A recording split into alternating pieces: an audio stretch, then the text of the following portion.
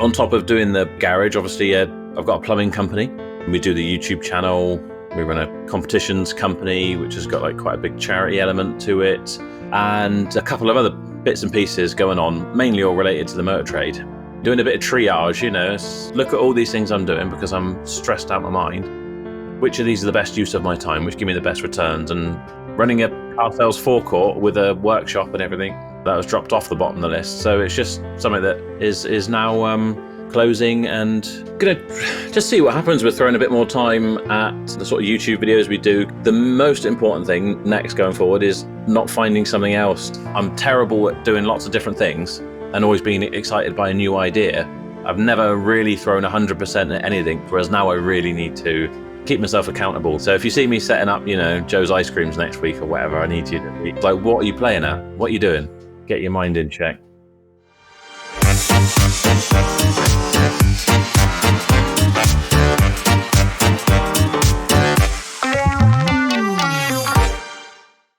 Hello and welcome to episode 40 of Dealer Pod, the podcast where we talk to motor trade industry experts nationwide to find out about their businesses and gain any insights that they may have to help you with your car sales operation. My name's Stephen Douglas and I'm joined as always by Scott Sibley and Martin Carr, and today's podcast is sponsored by Dealerway, the UK's fastest growing platform for motor dealers to trade cars with one another and like-minded dealers.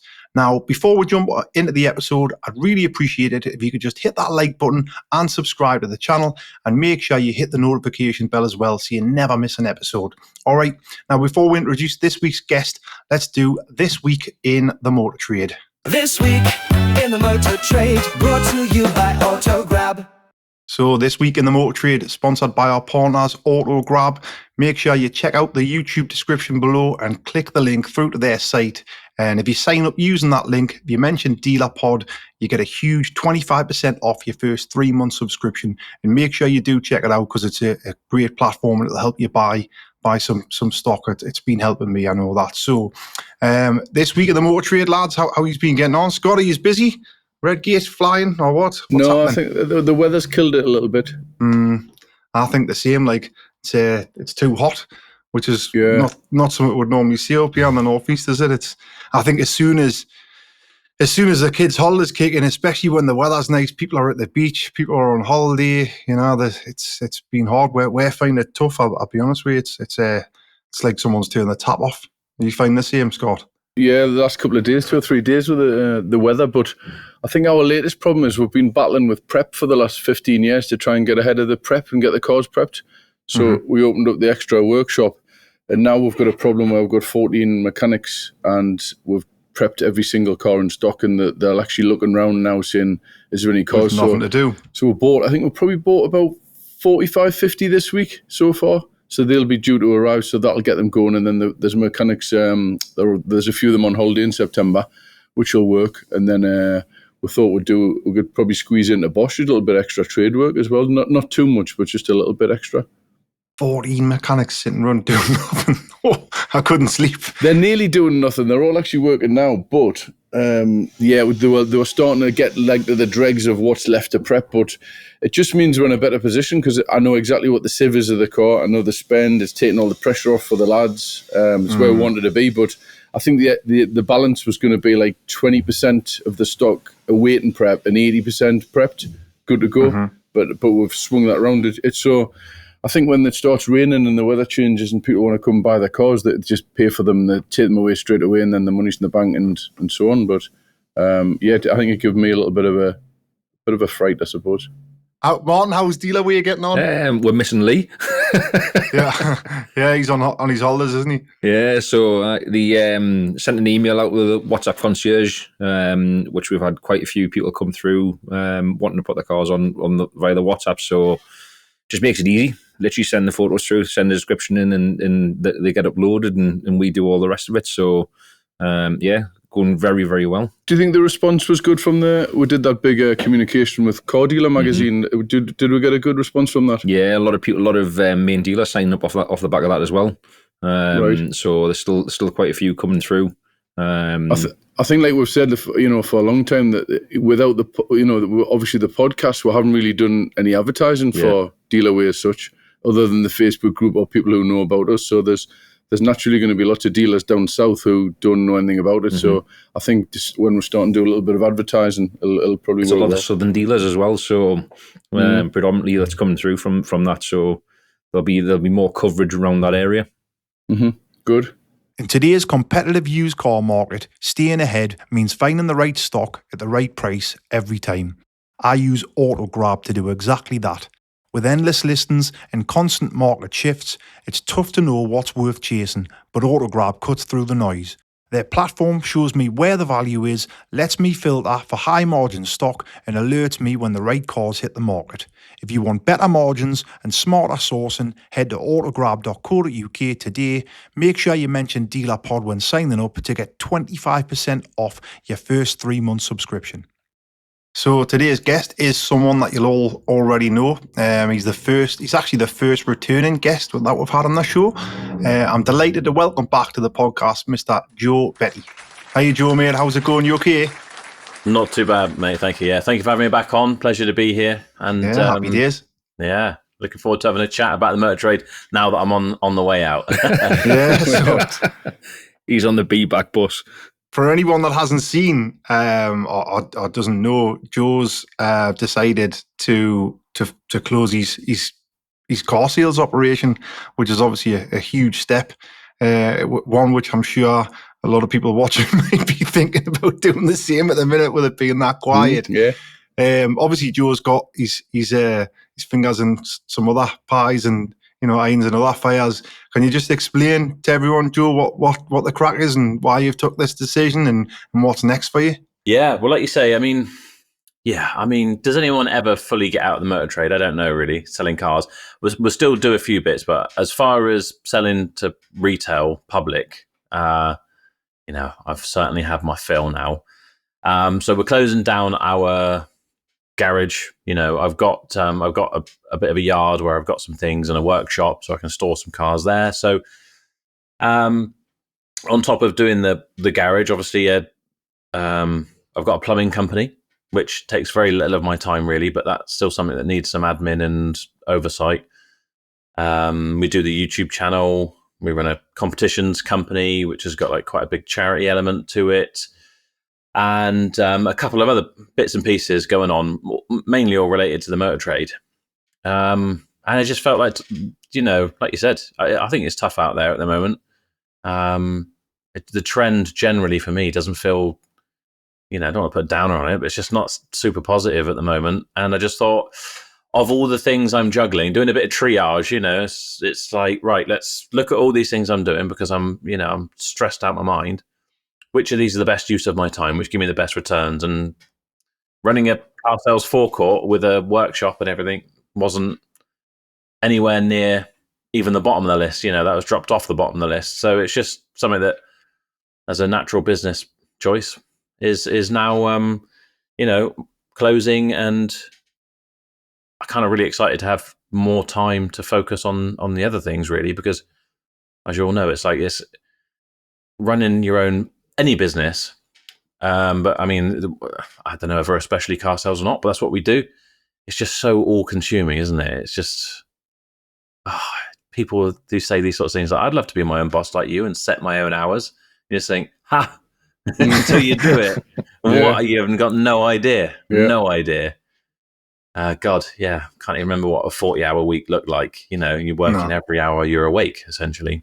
Yeah, you literally, from the moment you're awake until the moment your head hits the pillow, you're just constantly taking over, aren't you? Yeah. You're in a bit of a fortunate position, Joe, not like through your own making, obviously, because you've built this huge following on YouTube and what have you. But there must be dealers out there who are in a similar position to what you were with your dealership, who are maybe struggling to turn a good profit or a good living, and unfortunately for them, they won't have this behemoth that you've built in the background. So I mean, luckily for you, you've built that and you've got that to go with. I'm excited for you, to be honest with you, because I do think I know you obviously you do well out of the YouTube stuff. And I just think if you're fully dedicating 100% of your time to it as well, it can only get better from here, I suppose. Like, Yeah, no, I appreciate that, and I'm amazed. I thought I'd get quite a negative reaction, but the general reaction has been really positive, and I think I thought maybe from people have put posts up because it ended up going in the Sun newspaper, which was surreal. crazy. And bits people were sharing this around in like car dealer groups and things on Facebook, and I always thought I'm just a guy that sells cars on, and I'd put videos on YouTube, and I'm certainly no expert. But again, the amount of people that have come out and said we enjoy watching the videos, and it's been really positive, and I think it's a right choice for you, and I'd love to do the same. I was actually really sort of surprised and shocked, and it's quite nice and heartwarming. So yeah, I was surprised. I thought there'd be quite a backlash, like we only watch because of the garage, and you've got fully yourself and you go off to YouTube and whatever. But yeah, I mean, I've known for about a year that it's the right choice for me to make, and I've just been juggling making the choice. Yeah. Well, when we came down to see you, what was it, 4 or 5 months ago now? Was it? Mm-hmm. We went to, just so the audience know, we had a business meeting in Wales, and on the way back we popped in to see Joe, and I sort of got that. I mean, you sort of touched on it anyways, didn't you? But we got that vibe when we left. We sort of spoke about it in the car, thinking I think that's going to be the way Joe's going to end up going down there. Like, it's a shame, really, because it's a nice little place, and you had some good people working there, and obviously local people. You were keeping people off the dole in the area, and you had a nice little thing going. I'm sort of wondering, do you think, and this is not a slant or anything, but do you think if you didn't have the other businesses and the YouTube stuff, and your sole focus was 100% on Berrow Motors, do you think you'd have been in that same situation? Do you think you'd have been a bit more profitable in turning things over, or do you think you'd have still ended up with the same decision at the end of it? Well, I was going to say this exactly the same. If I wasn't, I always bang on about it, annoy everyone. I expect got ADHD, so I tend to just have loads of different ideas. And I mean, maybe I think a lot of like entrepreneurs are. You have like, let's try and get you get one thing going well, and you're like, let's do something else. Let's add something else on. And that's like my kryptonite. And I think if I, like you say, very fortunate, we've built the YouTube and whatever. And I mean, if you think about things from a business sense, if you got one business running and you set something else up and the other one starts outstripping the other one in terms of success, it has taken a much less of your time than the other thing. Do you like, well, let's carry on, because I did start with this thing. I almost owe it to this. You don't. You obviously go with what makes most sense. But yeah, I do think the whole thing with haven't people who haven't got a YouTube following or something else going on. I mean, Berrow Motors, it made money, and I think we could have made it a lot more successful if I take a lot of responsibility for it, 100%, because I just wasn't really the captain of the ship. Do you know what I mean? I was off filming videos, I was doing my other things, and you keep trying to hire people to be you. Not going to happen, is it? 1 in a million, and the people who are like you, they're running their own business. They're not working for you, so it just doesn't really work. So I think if I was there and that was my sole focus, and I didn't get distracted by other things, 100%, we could have had a nice little business. But I still think the potential for everything else is greater. So, I mean, without that, 100%, I would have stuck with selling cars. I still probably would have been stressed. I still would have hated customers and cars. But you make it work. I guess the passion goes when you've got something else you could be doing. Yeah. You think, God, here I am stuck with this guy moaning about his indicator doesn't seem quite the right color or something. So yeah, 100%. And you get the comments all along, people saying, "Oh, if you can't do YouTube and run a car sales business at the same time, and you can't, if you spent less time on doing YouTube, your business would be running better, etc." And there's definitely truth to that. A lot of the things, you got to remember that with YouTube, it's a bit like everything has to be dramatic. So if I say, "Oh, we lost money, I got ripped off with this car," or whatever, you do get the ones on there who take it a bit too literally, and they're like, "You're such an idiot. You don't know what you're doing. You should do it like this guy. You should do it like that guy." And you're like, "Yeah, but if I was really factual about everything and just said, I bought this car, it had a minor problem, we fixed it, and then we sold it for a profit anyway," no one's watching. Yeah. So, no, exactly. There's a bit of an art to it, but there's still some truth to it. You can't You can't do both unless you need to be quite, you need to be a Scott Sibley of this world. You need to be good at managing people, I think, which you obviously must be, Scott. But I don't think I am. I think I'm everyone's mate. I'll be honest with you. I like having getting to know Scott over the last few years even better. I think it's probably the only thing he's good at. I honestly don't know how he's got to where he's got to me. He said that when we first did the Dealerway, and he says, "I can't believe you've got to where you've got to. You're useless."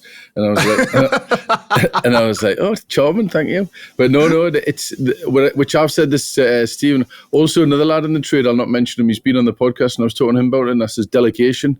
Got to delegate it. And he says, "No, I do it myself, and if I do it myself, I know it's done right, and I'll get it done quicker." And well, I'm the opposite. I want to do as least as possible and delegate everything away, and then just have like the management team in place where they look after the lads, and everything hopefully should run from there.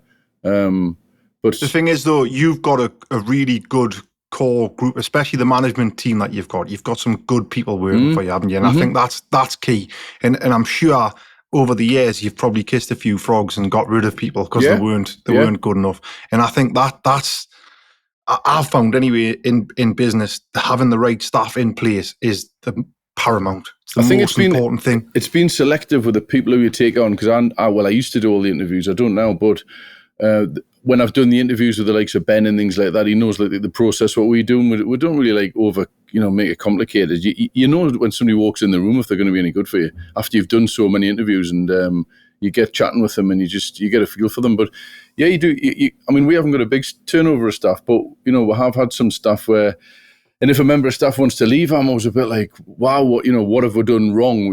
Why have we let you down? Why do you want to leave? Is there something we need to do? Or you could have a member of staff who could be like, I'm leaving, and you think, oh, right, I'm not bothered.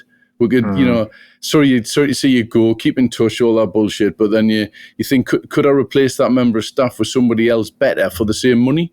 And if you can, well, then it's nothing to worry about. If you can't, well, then you weren't paying that member of staff enough money in the first place, which you should have been reviewing anyway. But our staff have had them like 8-10 years. So I think that, it's to do with that. But like you say, you can take the gamble on the wrong person and it hasn't worked out, which I've done that in the past and, regretted it. But that's, there's no rule book on that, I suppose. That could happen with the biggest of companies, I suppose. I find that the biggest difference between a good member of staff and someone who's excellent is that the excellent people can just take on things without coming to you for advice or asking you. They see a problem and then they just take control of that problem and they just sort it themselves and they use a bit of intuition. I've employed people over the years who are good people and done what they were told and done the job and what have you, but get them to try and actually sit and think about a problem. It's just not going to happen. It's hard, and it's hard employing people. And I think, come back to you, Joe. When you've got to have, and this isn't obviously, I don't really know your staff, so I might be saying all this, and your staff might have been absolutely great. But I think going back to what you'd said earlier, though, of not being able to replicate yourself is being your main problem. Again, you're never going to replicate yourself, but if you can find someone who's near enough or who knows you inside out. I mean, I've got someone who works for me, Rob, who's like my right-hand man, and to be honest with you, he's obviously not as good looking as I am, but he's like a clone. No, I'm not looking very good looking today, man. I've got a big sty. I thought it was a black eye for your wife for last night's that as well. No, we'll not get into that. She'll get into it. We'll get into it. Got into him. No, I'm not under the thumb, man. I'm not under the thumb. Well, if you want to get into it, we've got a little, there was a message in the group, which I can't go too far into, where we were supposed to be attending an event, and he says, I can't go because I've asked my wife, and she says, you're not allowed to go. You've had too many trips away this year.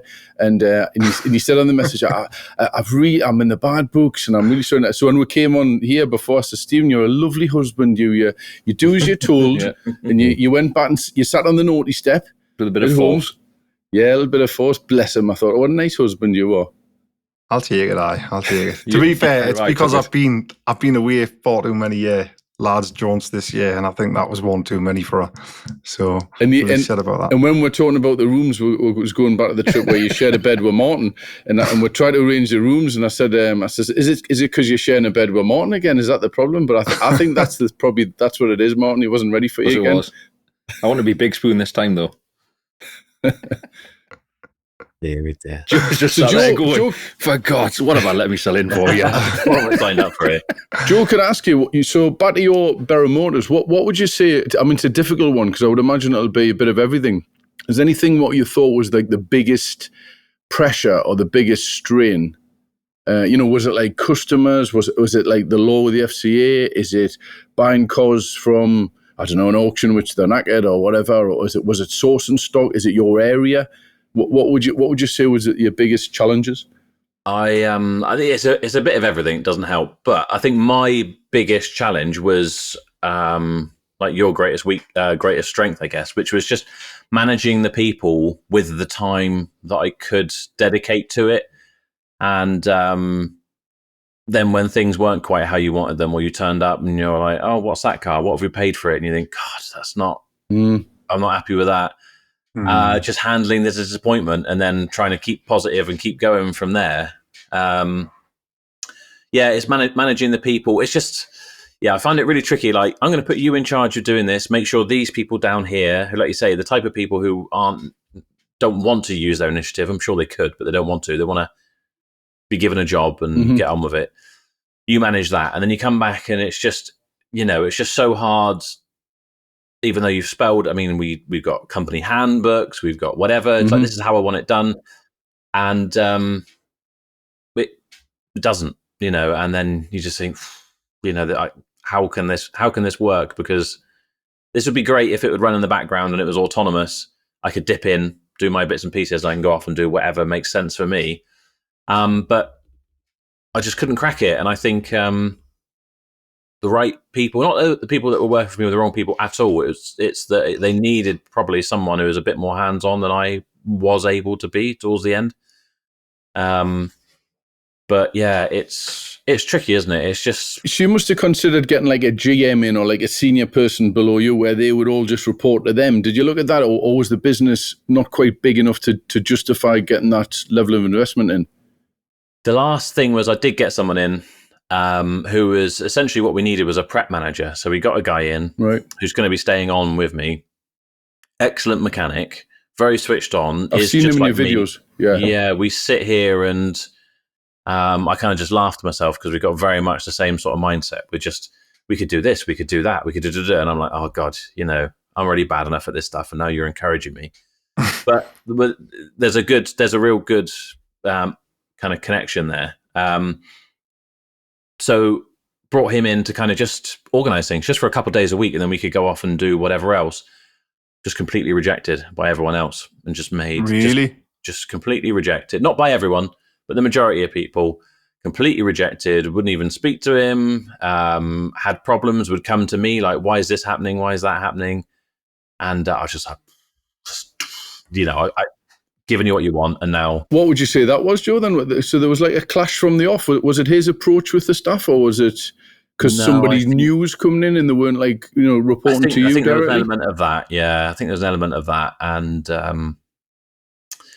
don't know. Don't want to get too much into the politics of it while, but it was just, honestly, I don't know. It just blew my mind. I think people have got comfortable with a boss who is quite laid back, and not always there to be on your case. Would blow up every once in a while when he thought things were getting pretty slack. But on the whole, it was a pretty easy ride. And now there's going to be someone here full time who's not mucking about, and it's their job to kind of like keep things in order for me. There was just a lot of resistance, and that was the final straw. I was just like, total dynamic change. You've asked for jobs and lists, and to be handheld and offered everything along the way, and I've got that now at quite an expense, and it's been completely rejected. So I literally got no options left. I went down that road with somebody, and it didn't work out. And I've never seen so much like a wobble, if you'd say, amongst the team in every single department, which was caused. There was so much unrest. where a lot of people would be saying, "Oh, we're doing this now, or we're doing that now, and doing that now." And I don't know if it was the approach which was made with the staff where it went wrong. But I mean, he employed 7 new members of staff, and it was interesting. All 7 have left. We haven't kept any of them. So whether that was an interviewing problem, or it was the people who was taken on, or they didn't fit in. So that was something which shone out a little bit, which was strange. And yeah, I mean, we had to call it a day, but it was just a shame. It just didn't work out. But as I say, I had to do it. Otherwise, I think there would have been problems with the staff in the department who'd been with us for years, who were then going to turn on. There was rumours saying, "Oh, he's looking for a new job, and he's looking for a new job," and we had to get like a grip of the business again, because it could have been a bit, costly, I suppose. I mean, it was costly, and other aspects of it probably cost me thousands and thousands. Some of the mistakes and decisions that were getting made, but just one of those things you live and learn. So you mean to say that you brought someone in underneath you, and the staff didn't like him as much as they didn't like you? I don't believe you. Yeah. No, I know who you're talking about, to be honest. I went to a different hero status because they all said, "Scott, we love you. You're great. You're great." And there was never a problem with you. And why are you making these changes and so on? And that circumvent that person to come to you. Yeah. But it was. I think there was a couple of people in the business who was pretty much in the business who needed, especially one in particular, Stu. I'll shout him out, who were promoted sales manager, and he's doing a fantastic job, and he's looking after all the car sales. The sales team go to him, and he does other parts of the business as well. And he was he's been with us for about 8 or 9 years, and he was always like a bit of a favourite of mine, because he's just straight laced. He's very he says it as it is. And I spoke to him about it and said, do you want to take on this challenge which wasn't happening before? And it was quite straightforward, the challenge to get done. And he's like, yeah, right, I'll do it. So he did it, and like massive day and night change. So he looks after the sales team, and then obviously Ben looks after. He's like, we promoted him. He's ops director now, and he looks after the workshops as well. So he's in with all the workshop controllers and the sales advisors and so on. So that element works quite well. And then we've got Peter in, who's the FD.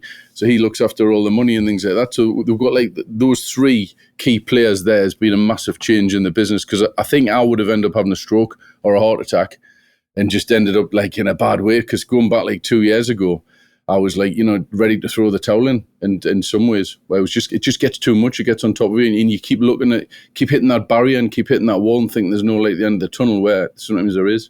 To be fair, I mean, I've been sat in the showroom here at Redgate, and I did say this the other day. It seems so placid for a showroom. Mm-hmm. Like there's no one running around with their hair on fire.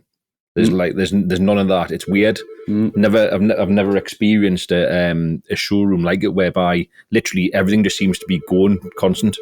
Yeah, it's like I know it sounds cheesy, well-oiled machine, but it's I mean, even the sales team, they'll have like their own inquiry days, which they share customers walking onto the forecourt, so they don't like gash each other. The phone's fastest finger first, so that I think I was saying this on one of the other pods, that if you press the button for hands free, they've worked out it's quicker to press that button than it is to actually lift the receiver up. So there was one lad who's wondering why he was keep missing out, but Andy he was actually sitting with his finger on the button while he was doing his work on his computer. So the minute it went ping, he was getting the call. But they do everything like fairly, and as I say, inquiry days. So it just made it fair. So there was never anybody like one of the sales team, as pushing ahead and, not being a team player, I suppose, which creates a better atmosphere, I think. Like you said, Martin, yeah. So I think we've got a good atmosphere and a good vibe going. With the fastest finger first thing, though, like, do your salesmen, are your salesmen only selling cars? Is that the only job? They don't get involved in anything else whatsoever? Pitch movements. They used to do pictures and videos, but we've got Ryan now, who does all the pictures, videos, and descriptions, and he's another lad. A brilliant job he does. Ryan, he's mint, and the sales lads, I would say they're there to sell cars. They'll move the pitch round like frequently, the front lines, because we're on the busy main road, and the other side they're constantly moving that round. They'll do price changes and things like that, but mainly they're doing that, and then looking after the inquiries and things like that. I was just thinking, because, in the mind of a salesperson, if it's fastest finger first for the phone calls, I'd be like, I'm not fucking moving the pitch round. I'm going to sit here with the phone in my hand, constantly trying to But you're right, but that's where Stu comes in and says, no, you can man the phone while us two go and move the pitch. Right. And then next week it'll be you man the phone while do we do that. But then you've got there'll be still certain salesmen who are fastest finger first, where they're hungry and they want to get the deal, where some of them, like in Shire, there'll be a couple in there who's a little bit more relaxed and they'll be potting around them and making a coffee, and then the phone will ring and they think, oh, they've missed that. And the other guy's got the deal. Well, that's their choice. You need people who want to do that, though, because there's a lot of people in most businesses don't have that. It means you obviously got your commissions and your pay structure and everything right. And I think there's it's like a lesson for me and for everyone else, going from being a business owner with half a dozen employees, and I don't know what you think. I don't know how it works in your hierarchy, Scott, but how many people that you think you can manage? Because I think people say 10 is how many people one person can manage. I think that would be too many for me. Half a dozen maybe. You can keep on top of them, make sure they're all busy or whatever. Even 10 people is a lot of people for one person to look out for. 10, 10's probably all right. I know if I went back a lot of years when it was just me and Jane to one degree, where you'd have, a mechanic and a one salesman and two valeters and so on. You can. I think maybe it's a team of 10. I mean, we managers. I think when we do a fortnightly managers meeting, there's probably 6 or 7 of us does the meeting. But I was joking. I mean, a few months ago, I didn't know how many staff I had, and I thought I had something like 50, and the lads were laughing. And we're organising it's our 15-year anniversary this year in September, so we're organising a party for that, and I think Libby's doing it, and she says there was 58 staff, plus finance companies, warranty companies, and guests like that who's been part of the journey for the 15 years. So we're having a bit of a celebration for it. But but without the management team in place, it is a big struggle. Yeah, so I think what I was trying to get at, let's come back to me now, is going from a small enterprise where you got half a dozen people and you're managing them and you're the captain of the ship, to something like you're running, Scott, where you say you got 60 odd people or whatever, and to keep it still running efficient. They're just completely different types of businesses. They are completely different. To go from people thinking I'll go from 6 people up to, my plan one day is to have 300 cars and 60 staff. You need to be a completely different type of person. Someone can run a really successful business with 2 or 3 of you selling 30, 40 cars a month, and you have a nice living out of it. If you want to get to a business that's really big, scalable, and like you say, you can delegate pretty much everything, you need a completely different skill set. It's completely different. I don't know how else you can emphasize it anymore, but we make mistakes, Joe. I mean, ours isn't rosy. It's, there's mistakes all the time, and there's mistakes in the departments, and we're constantly reviewing different departments, how we can make them better, what processes we're doing which aren't working. I was doing something today. We've got WhatsApp groups. I looked out the window and I thought we need to sort that out. And so I am all over, but I'll just go directly to the managers, which work. But it is hard. And I don't know if it's harder with maybe it's just 10 staff, because when the business was smaller, I was more hands-on. So I was doing photographs, videos at the auctions, buying the cars, accounts, cars off and on, stocking plans. I was more involved in it. And when it's bigger, well, then there's certain things I don't do. I just tend to stare at the stock list and constantly, and I'm doing price changes, and then I'll see stock what's getting bought and brought into the business. That's my main thing. And then I'll obviously oversee things with the managers. But it's not easy. It isn't easy. Even delegating everything out and giving it out, it's still a tough game to be in. No, but I think if I came and sat in your chair for a week, it would just fall to pieces, I'm sure. Do you know what I mean? It's just a completely different. I think he's maybe not a week. I think you oversell him there. I think if you went and sat in his office, you'd realise he just sits with his feet on the table and has a couple of cups of coffee and bottles of whiskey in the drawer and the cigars. He's got gin and tonic next to his desk. Yeah. Don't be fooled by what he says. He's got the life of Riley. Well, when he finishes work every day at 4:30. When we first started I don't know. I brought that down to about 1 o'clock now. When we first started Dealerway, right? We had a little bit of an office in next door to Scott's office, and I used to go in and quite often, to be fair, when we were trying to get it off the ground, and we'd get 4:30, 4:10, and he'd be like, right. And he was like this, come on, then, what's going on? I'm like, what's the matter? And he's like, well, we need to be away. I was like, what do you mean? I said, it's 4:10. He says, yeah, the gates are locked 4:30. I'm away. 4:29, the lads are like, oh. I'm like, Scott, I haven't even woke up. I haven't even woke up till 4:30. I says, I'm like 6, 7 o'clock every night. No, I need to be away. I need to be in the house, feet up, whiskey, watching He the says, telly. there's only so much counting I can do in a day. There's I'm only just so much tired of it. counting My I can fingers are do, gone.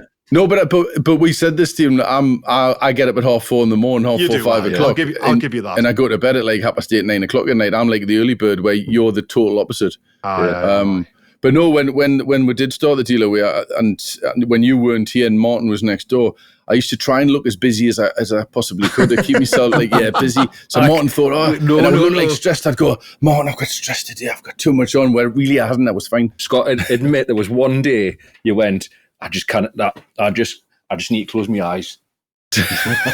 One day. Was I caught in the act? I do that every day. He put his chair back and I looked round and he went, he's literally snoring. It was somebody like One Ronaldo day. that did that. They had like a 20-minute power nap at lunchtime. It was like a boost for your system. So I sometimes do that, yeah. But when you were up here, I felt guilty. Do you know what? I take it back, Scott. I think a week in your chair is exactly what I need right now. That's exactly what you need, Joe. Come up for a week, and we'll play Connect 4 and things like that and just have a bit of a laugh. Yeah. A quick message from our sponsors, Dealerway. Attention, Dealer Pod listeners. Do you want a better, quicker, more profitable way of trading out of your part exchanges or overage stock? List your cars on Dealerway today and connect with over 2,000 vetted trade buyers actively looking for vehicles. No hidden fees, no hassle. Start your own custom auctions from your desk or the palm of your hand in our game-changing app.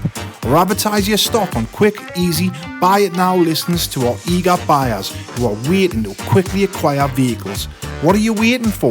Join Dealerway today at dealerway.co.uk and streamline your disposals. So what's the plans now then, Joe? Tell me the exciting bit. What's the future hold for Joe, Betty?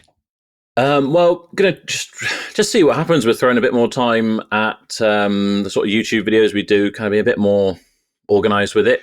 Obviously, I run my competitions, feel good competitions, so we're going to just try and throw a lot of time and energy at that, getting that growing, try and raise even more money than we have already. And I need to try and, the most important thing next going forward is not finding something else to That's the problem.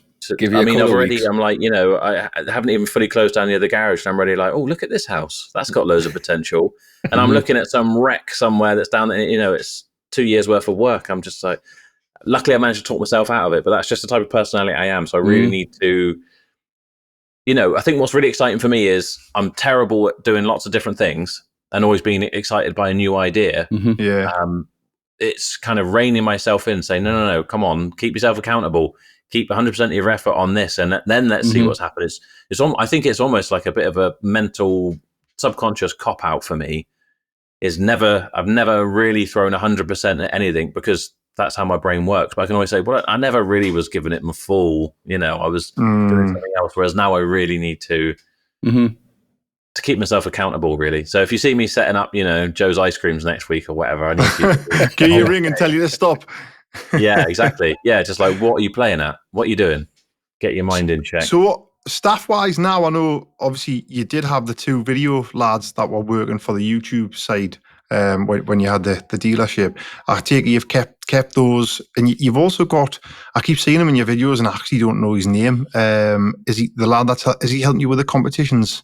He's Hamilton, yeah, Mr. Hamilton, Energy. that's him. Yeah. So you've obviously only recently took him on, haven't you? And what's his role?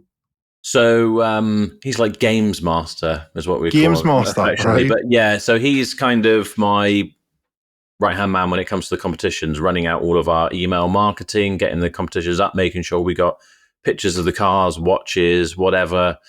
Of course, when we hired him, I was still doing the garage and everything else as well. But and obviously he's really high energy. So for his reels and doing stuff that I just don't have the energy for, like. He comes across well on camera. He does, yeah. Yeah. That's definitely a strong point. He's selling off some of the trade cars as well because he was doing car sales before. So jack of all trades. He does his own YouTube channel, and kind of what we're doing down here, because we're down at my farm now, as we call it. We've got Ben also, who's the mechanic who's come on, who's like the Porsche specialist, and he just comes across great on camera, and he's really keen to do all this stuff on camera, whereas the mechanics I had before didn't really want to be on camera, which is completely fine, but just doesn't really work for YouTube. So now we've got someone who can rebuild cars. Like literally, he's currently over there with a Porsche Macan on the ramp, completely doing the timing chain and everything.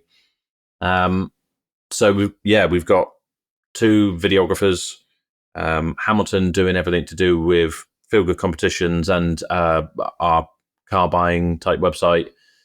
We got Ben, the mechanic, and I don't know if I'm missing anyone out. So there's still quite a few of us here. Yeah. There's still 5 years on it.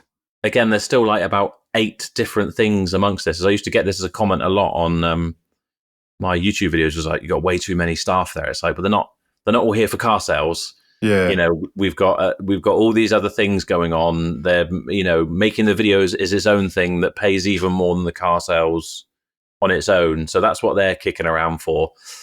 But yeah. So I think there's still 6 of us. We still got one of the valeters. He's going to be here on a part time, and I'm going to kind of help him set up to go and do his own thing as well. But in that, everyone's got their own YouTube channel. It's going to be its own little ecosphere. If, say for example, I buy a car, like I've bought something, say I've gone buy an Aston Martin at auction and it needs some mechanical work. For our video, we'll show a bit of the mechanical work, but Ben can get real geeky and nerdy in his video. Like, this is how you do this Gidgeon pin on this and do whatever, and he'll go right into it. Pin.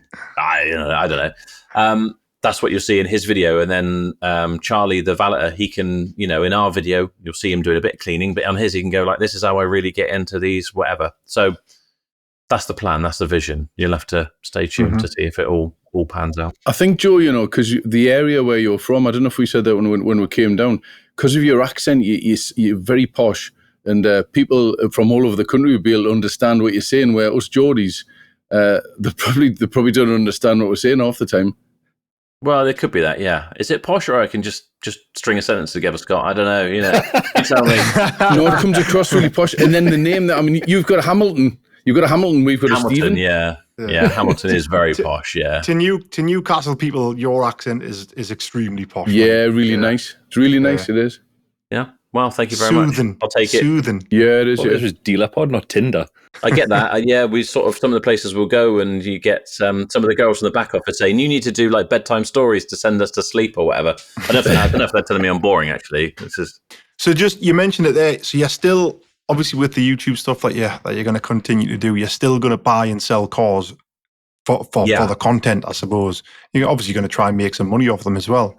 But I take it you're just going to go to the auction, buy a car, and create an episode around that one car. Is that the way it's going to go, kind of thing? Kind of, yeah. A bit of a mix. We're still going to go and do auctions. Everyone loves the auctions videos. We're going to try and give the highlights of what we used to do. Make sure we kind of we've done a fair bit of research. What does everyone really like the most? Everyone thought it was the weekly, which was like a fan favorite for sure, but it wasn't the most views or subscribers or whatever. We'll go to auctions. We'll buy cars. Like I say, we still can trade out of cars. We want to buy things that are a bit more interesting and maybe needs a bit of work or is a bit odd and whatever. It might be something that we go and buy it and we'll put it straight on the competition site and like, now you can win this car. Now we've fixed it up and you've seen us go through all the process of it. Or it could be something we trade on. There's a lot of avenues really for us to. We hadn't done anything, Joe, because I think when I first got together with Stephen with Dealerway and he was talking about YouTube, and I was like, "Are you mad? Who watches YouTube?" And he says, "No, you're mad for not watching it." So it's because I'm probably of an age where I watch ITV and BBC and things like that. So, and then when he told me about you, and then obviously I came on your podcast thing and started watching all the videos, with likes of yours and Chops and Logbook and all the various ones. Jimmy Cable set his up, and then that was the inspiration to set ours up, thinking that it was an opportunity where we can get more customers through the door. Can we sell more cars? Can we buy more cars? Do more bodywork, repairs, and so on in the area? And I thought, well, because we were big into social media, but never ever YouTube, so we obviously set up the Honest Cars channel, which has been live about 5 weeks now. But I think setting that up, we've obviously got a videographer now, marketing manager, and there's budget we put against it. Just a small budget to get it going, but I would say that's probably a 40 grand a year investment for us at the small scale to try and get off the ground. And we've been live for like 5 weeks, and I know everybody said from the start it's a slow burner, and you could be like 6 months in or to a year before it starts to get traction. And I think we've just been looking at a lot of your videos and a lot of videos out there, what people who and we know and so on, and trying to look at which ones are good and which ones aren't. So I suppose we followed your idea with having like a weekly behind the scenes video where, with us having the size of the business and there's different departments, we could probably cover that in quite easily. And then maybe it's like a feature video, which we started off, how to sell a car from home and things like that, just trying to think of different things to do. But I suppose it must be just a trial and error thing, would you say, just where you start off from zero? Yeah, it's definitely trial and error. And then the thing with YouTube, I always tell people, it's like there's no quick way around it. It just takes time. But the good thing with YouTube is it's like compound interest. I think if I stopped putting videos out now, I'd still make a couple of grand a month. So if I wanted to sort of semi-retire, just the old videos keep getting views, right? So you'd get stuff in that sense. But my top bit of advice would be you want to be just making entertainment, something that's but also just completely genuine and whatever. Show the bad stuff, show the good stuff. I'd love to see Scott Sibley having a meltdown at someone, yeah. The scenes, that's the genuine. That's just or having a nap, Yeah, I can do the nap. Yeah. Getting your nap around. I reckon there's too much footage already of them having naps. Yeah, they've probably already got it, eh? We just thought just do it behind the scenes, not try and sell anything or buy anything, not make it sales. You just make it like banter behind the scenes, and we found that when we walk around, like we did one yesterday actually. We had the cameras out, and there was a breakdown on the roundabout, and one of our maintenance guys, he helped this lady, and it just created like something which we hadn't planned on, which was natural. And then we wandered around. A couple of other things happened, which we thought just seemed to work. Rather than try and plan and script something up and try and create something and like overthink it. Yeah, ditch the script. You just want to be, in my opinion, if it's just going to be talking about some new cars you've got in, people, I think, people like YouTube because I think it's just like, I guess, sounds really cliche, but it's like a bit of community. It's like having I think people really liked our videos because I talk to the camera just like it's a friend, and then people kind of rely on that. You are their friend, and I know that from going to shows and meeting people. It's just, they're almost like, "How you doing, Joe? You're right." Yeah, no worries. And it's almost this weird expectation you're going to know who they are because they know who you are. But it's just people just chatting. You would have thought, just talking, walk around the forecourt. Look at this car. This come in. It's a 24 plate Kia Rio, the most boring thing you could think of, but you could just be talking about it and just kind of giving your own thoughts, and people were just kind of just happy to just sit there and be part of it, I think, which surprises me even still. Yeah, because I wasn't sure about car reviews because we used to do them, and I think I was speaking to Sheik about it, and he said he'd researched it, and he thought taking a car out and say, this is our lovely, I don't know, Range Rover or whatever, we're going to take it out. And he says that they don't really get many views then. People get a bit bored with them. They want to know, I bought a Range Rover and the engine blew up and I blew £30,000. They just want the doom and gloom. And I think we were talking about it where, even writers, when you get celebs and they're trying to get book sales and sell a book, they want to know that you've been in hospital, you've been divorced, they want to know all the horror stories of your life. Had a drug addiction. Not the good times, yeah. Yeah. The drama definitely sells. And what's I find tricky about YouTube or anything with these things, I guess, is that you can have a video that is absolute gold. If people end up watching it somehow, they're going to love it and they're really going to like it. But your thumbnail and your title, what you put to get people in, because it could be a video where, I don't know, you just get to talk something really interesting about what's happened in the week or whatever, but it's quite a positive thing. It's not a negative thing. So sometimes you have to end up, you don't want to clickbait people in either, because then they'll be like, this isn't what I signed up for. And they'll but it's the negative things that sell. So it's really hard it's a really tricky balance of dramatic enough to get people to click in and watch it. And then once they're in, they're like, well, I really enjoyed this actually. And it was really honest and whatever. Right. But yeah, the sort of packaging, we call it, your title and your thumbnail are like the two most important bits, really. Mm-hmm. It's a complete dark art, and there's trends. Do it this way, do it that way, and it changes. You have to keep adapting.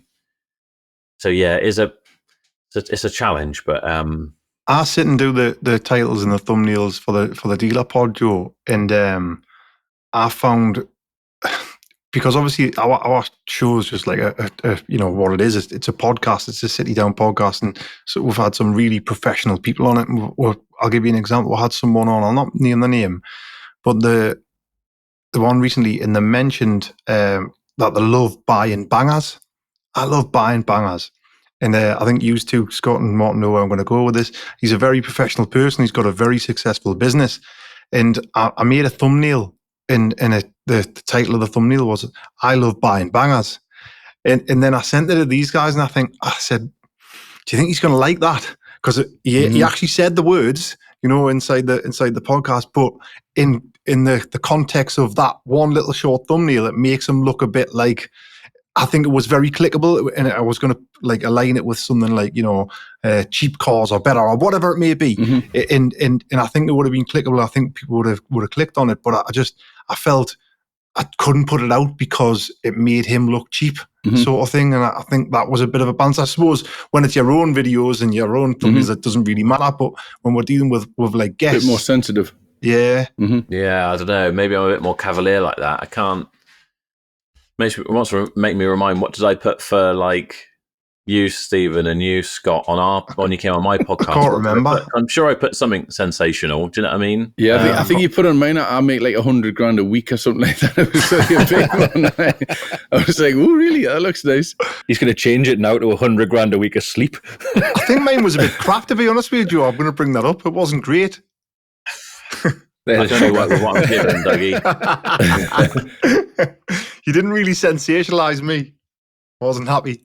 I can't remember. Oh, I think for Scott's, I put debt is great, or I love debt, or something. Yeah, that was it. Yeah, but I was like, well, you beat. Yeah, I mean, that's perhaps like, but that's good. I don't think Scott's worried in that regard. No. But you're taking people. You need people to click on it. People would kind of know that maybe it's not quite going to be that, but you need that bit of intrigue.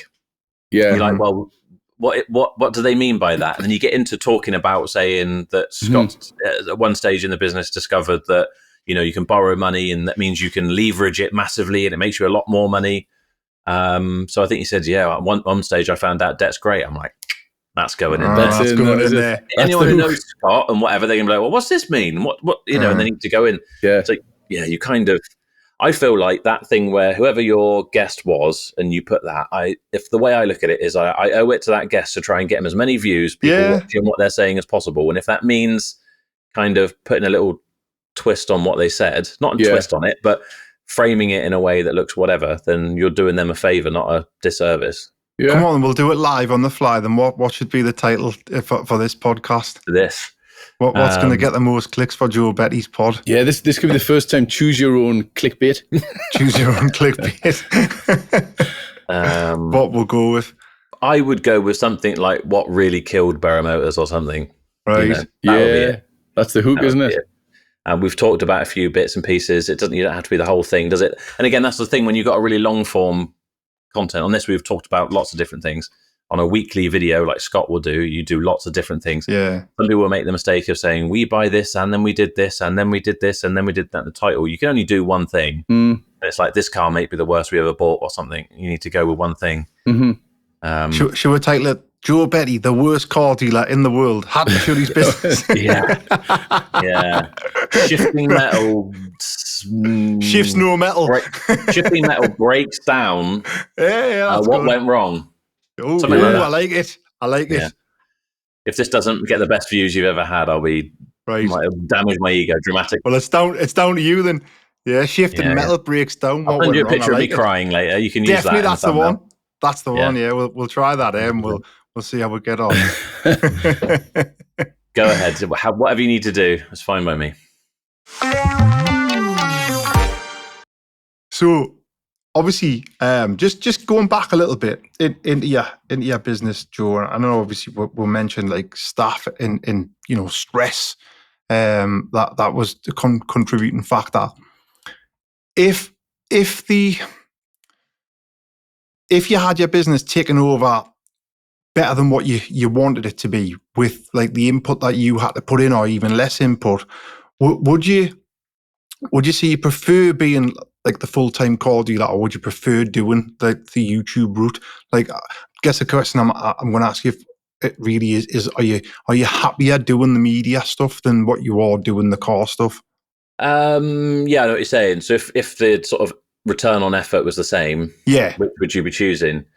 It's tricky because, my content is around cars and that sort of thing. And I mean, I do really enjoy doing it, and I like we just brainstorm what can we do to do that. I've always been creative, and I think that's why I always like doing new things. I like to create things. Almost once they're up and running, I kind of lose a bit of interest a little bit unless there's something else I can keep doing.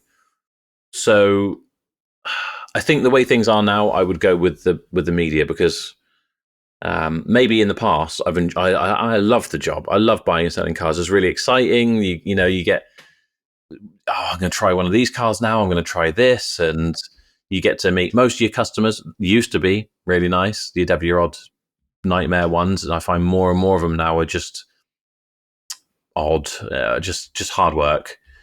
So yeah, it used to be really fun. But these days, the way things are for has been going for me at the moment. Yeah, then I'd be doing the video stuff. So I love both, but the way things are at the moment, I guess that's why I've made the choice I've made. You touched on it there as well about customers having bad customers. Can you think off the top of your head who's the worst customer Berrow Motors has ever had? Have you got a story behind it? Am I putting you on the spot? Too many to choose from. There's been a few, yeah. Most of them have been made into videos and things. There's one I've told before. The guy that sort of, it's a guy bought a car off of us. He was like the local drug dealer, borrowed the money off his parents, bought this car. We sent it over to not to auction, to MOT. Turns out we didn't realise long before we were really. This was like early days before we were doing pre-PDIs and all that sort of stuff that we do now. It didn't have a cat in it, or the cat in it was gutted or something, so it failed the emissions. So we put a cat in, and then I remember when we were handing it over to him, he said, "Well, if you want your decat pipe for your performance or whatever, we'll sell it back to you," sort of thing. And he's like, "No, that's all right." Anyway, he'd gone off. He absolutely hammered this thing. He brought it back to us when we were still doing mechanical work for his MOT, and it failed. Didn't have a cat in it again. And he was like, "Yeah, that was, you remember, it failed before, and you took the cat out." It's like, no, we didn't. We put one in. I've still got your decat pipe in the workshop. And it just went on. He was then trying to threaten us. His friend would come round in his car and threaten me. It got to the point where I was so wound up about this guy coming past and shouting abuse at my staff that I went to go drag him out of his car, and his like 3-year-old daughter in the car with him. I'm just like, so that was. It all died down in the end. I think we got a load of apologies from his family and whatever. It was just very strange. But yeah, lots of well, we all get them, don't we? Well, you're not going to get them now. You're not going to get them anymore. No, I know. Hopefully. Look at the smile on his face. He's just going to get in the plumbing business now. We got a 1-star review from a drug dealer, and he wanted to pay like 15 grand cash, and we says, "Oh, we couldn't take that cash, that amount." And he left us a 1-star review, and Really? which was mad. And I had to make a phone call because I thought it's a small place in the Northeast, And I made a phone call, and I said, "Have you heard of this kid?" And they said, "Oh yeah, we're Norm Jones. Should we go around and have a word?" And I says, "No." I said, "Well, just reply to it first." I said, "Let's come back to you." So we replied saying, proceeds of crime, and you couldn't take cash, and made it like, a nice professional review, and it was gone. It was gone, and he took it down, So I think he's just a bit hasty that he couldn't offload all his cash to us.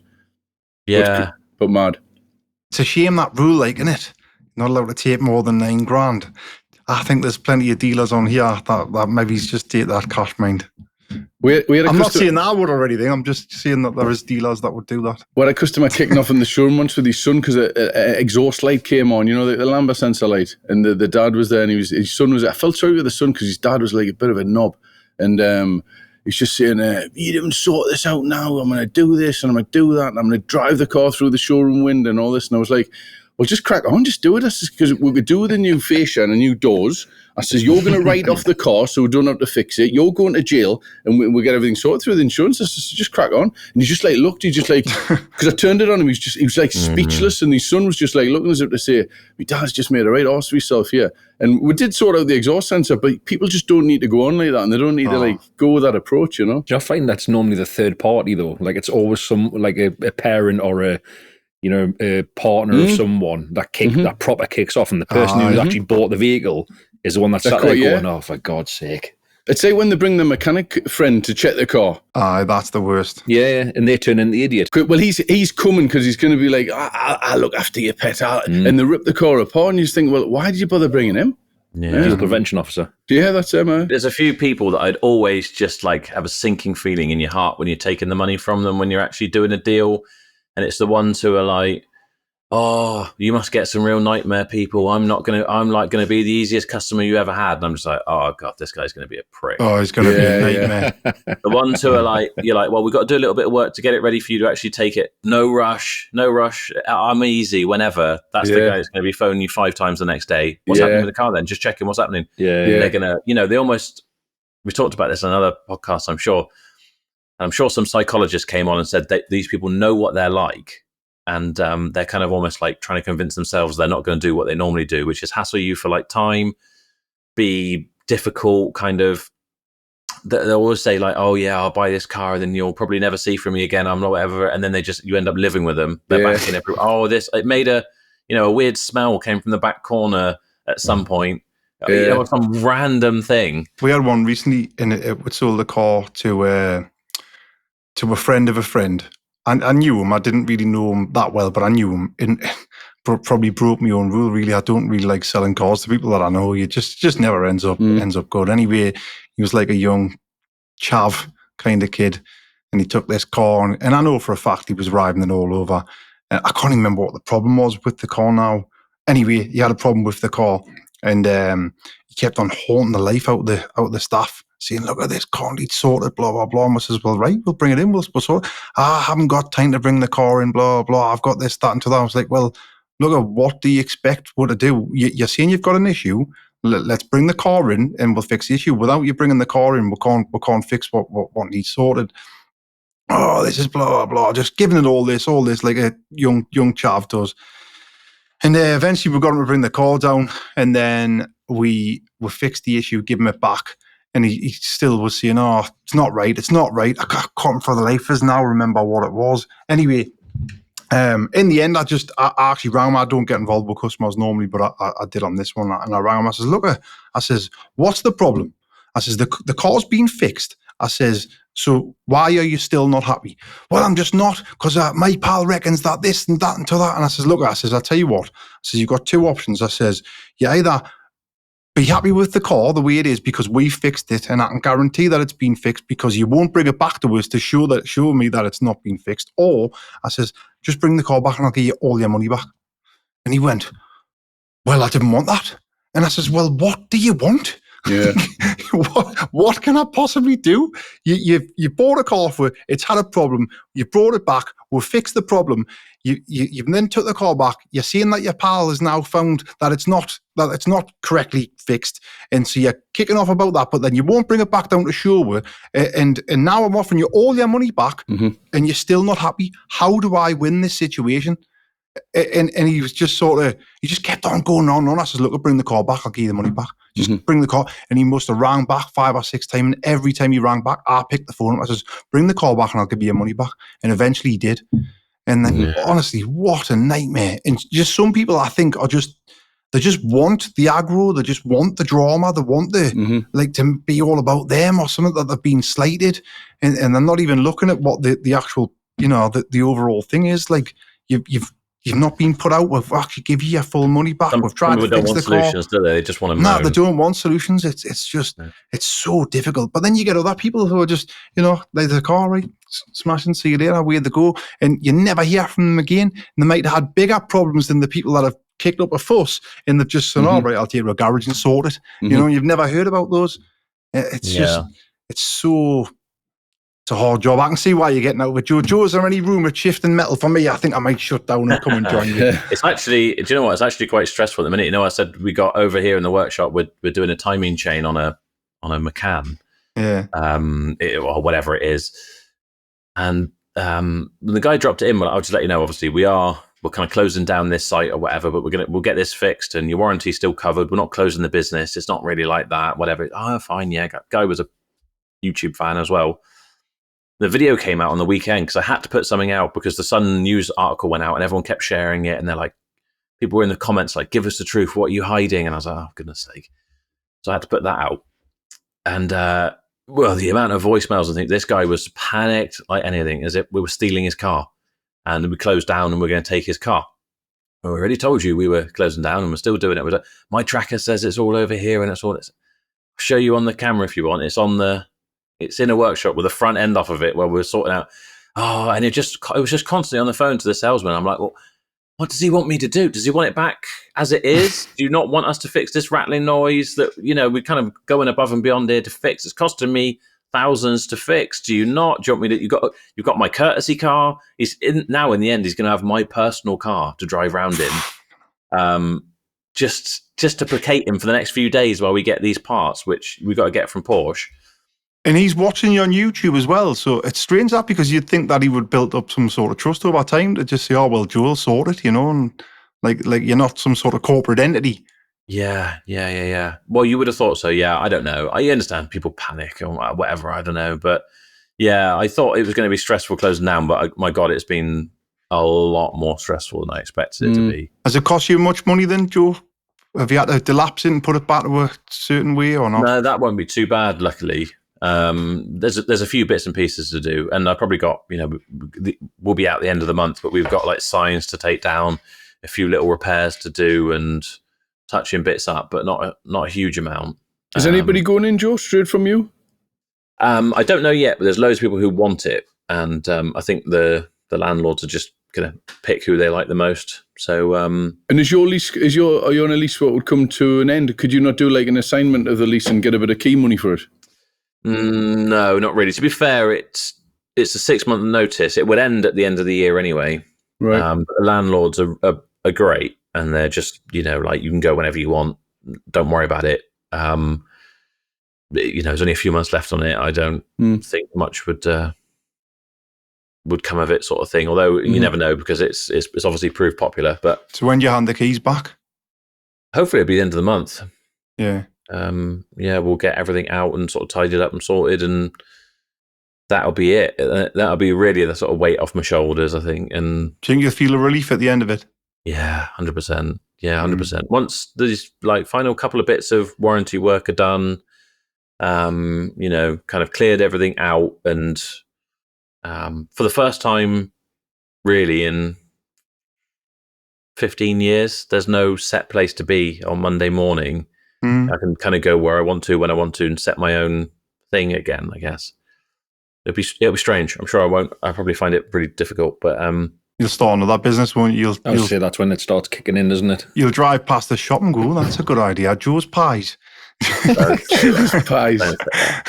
Joe, can I ask you a question? What about, you mentioned when I watched your video that you haven't had any holidays in 6 or 7 years or whatever it was, but hypothetically, say you made some time, you went on holiday and you were chatting to somebody on holiday and somebody asked you what you did for a living, what would you say now what you did for a living? Because you got so many different things. Did you always used to say you were a car dealer, or what would you say? I did, now? What do you say now?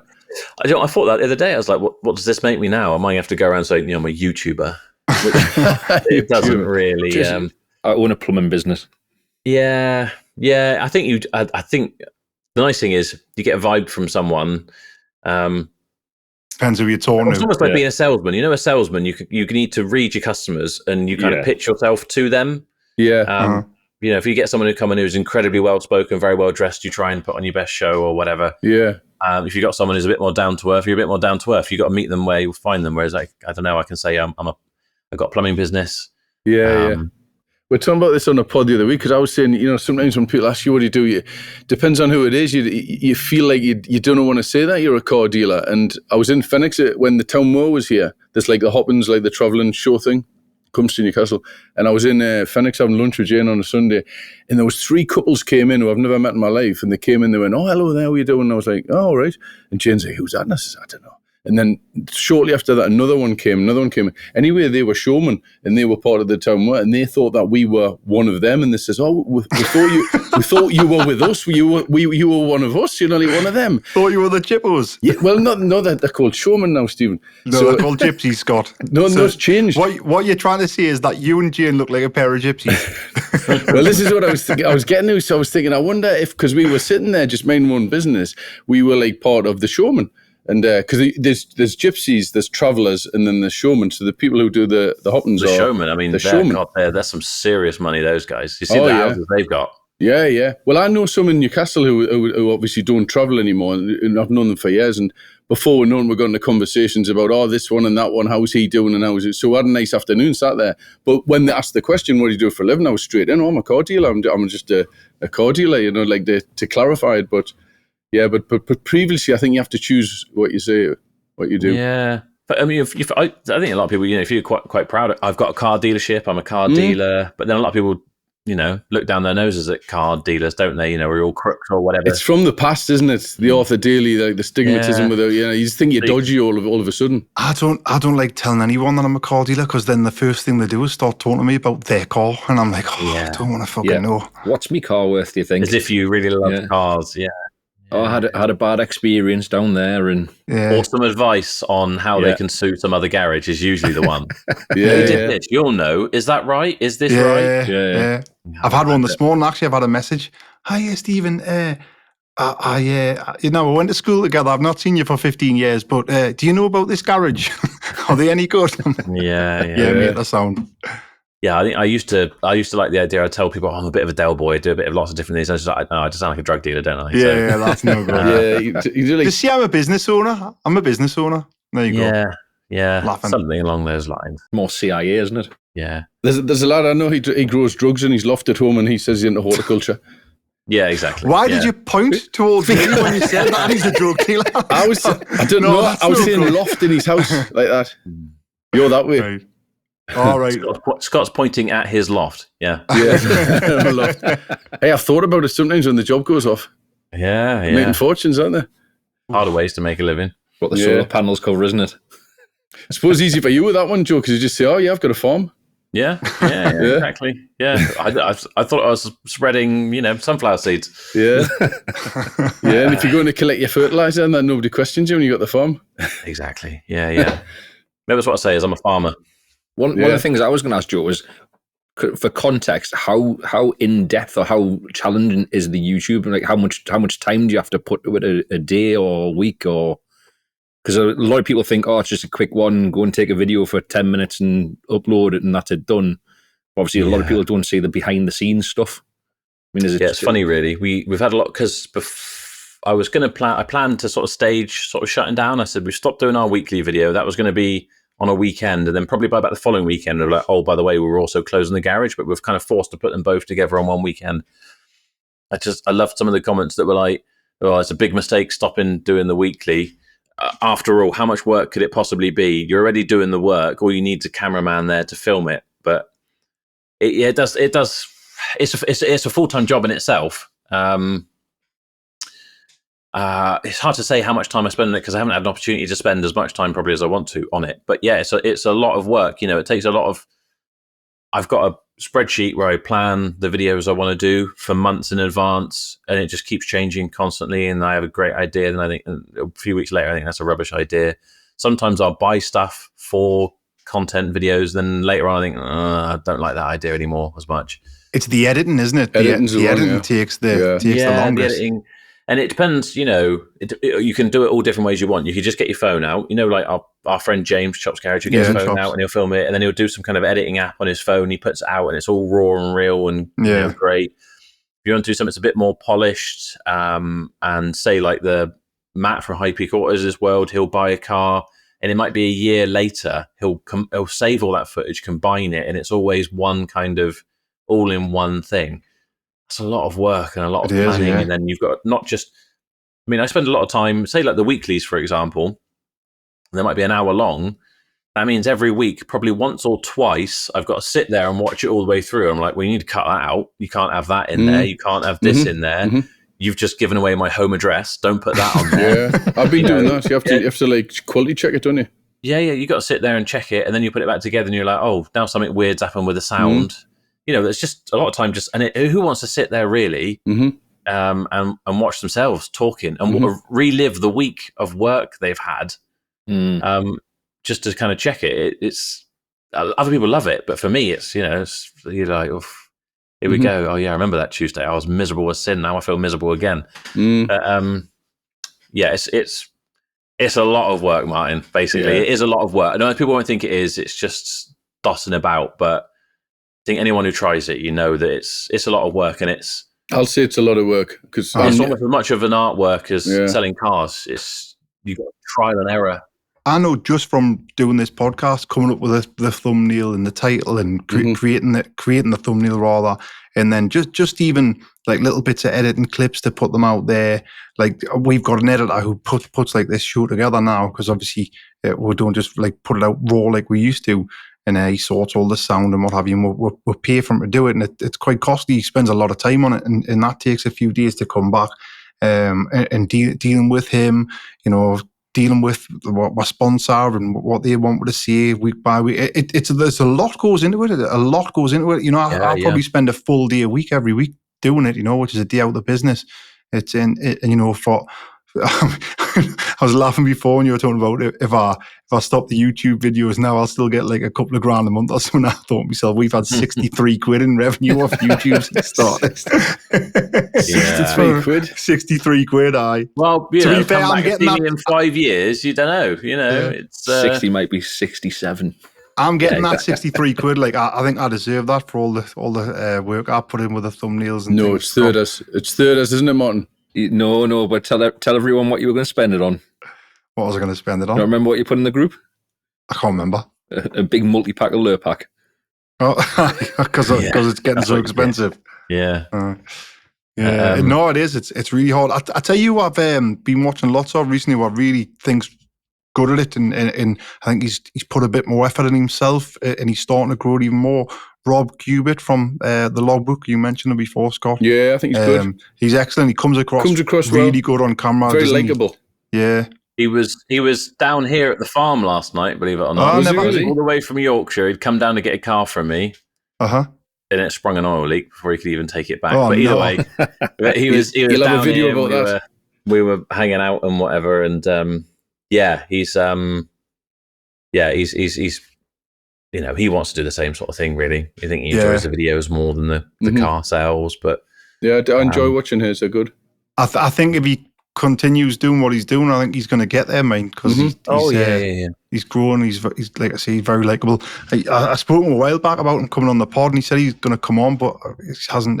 Diaries haven't aligned yet, but I'd like to get him on because he seems like a good guy. Yeah.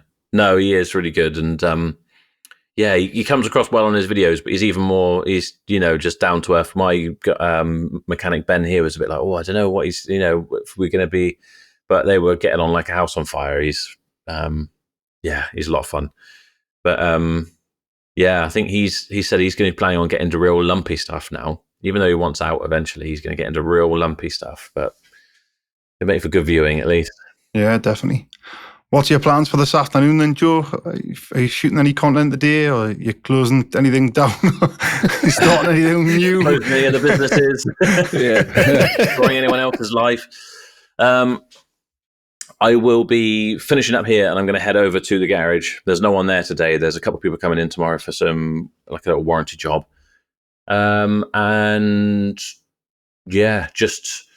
There's a few cars that have turned up there, which are going to be content cars. They probably need to come over here. Just kind of taking stock, really, and planning out. Hopefully this will be our last kind of staffed week. And the next couple of weeks we'll just be clearing out and whatever. And I got loads of cars out here that I've really planned ahead, and we've got videos lined up. We've got sponsors lined up, because that's another whole part of the YouTube thing. Again, if you want to really make it a worthwhile venture, you need the sponsors. And like you say, they want certain things in a certain way, and you have to, not only do I have to check the videos to make sure I'm happy with it, then you send it to them and they check it. I got a lot of stuff, but there's only so much I can do at one time, and I think I just need to let's focus on that. Mm-hmm. Start afresh, whatever. Maybe, like Scott says, I'll start thinking about taking a holiday, but you know, God knows, it's just too much going on, and yeah. Good luck with it, mate. I hope you make a good success of it. I hope it works out for you. Will. And look, I really appreciate you coming on again to tell a little bit more about it. And I think it'd be great to get you back on maybe in the last 6 months' time and see how you're getting on. How's it going about retail sales? You know, I'm going to be in shape. I'll be so buff you won't recognise me. Reading ear to ear. Oh, don't he's starting. Oh, you might have another pitch. Yeah, I might have another pitch. Yeah, mate, it pulled us back in. I couldn't give it up. Inception, Scott. Yeah. I've put someone like a control order on me to make sure I don't. Who knows? But for everyone still watching, if you haven't liked, followed, or subscribed to Joe's YouTube channel, make sure you do that. It's Shifting Metal on YouTube, and make sure you like and subscribe to Joe. And if you do that on this video, that will be even better as well. Really, thanks for everyone coming on. And if you do fancy coming on the podcast, if you think you can add some value, if you're in the motor trade or if you've got a product surrounding the motor trade, we would like to hear from you. It's hello@dealerway.co.uk. Just send one email and we'll give you a call and see about getting you on. But thanks everyone for sticking with us, and good luck, Joe, with it, and hope it all goes well, mate. Thanks for coming on. Thanks, Joe. Cheers. Appreciate it. Thank you. Cheers, everyone. Bye-bye.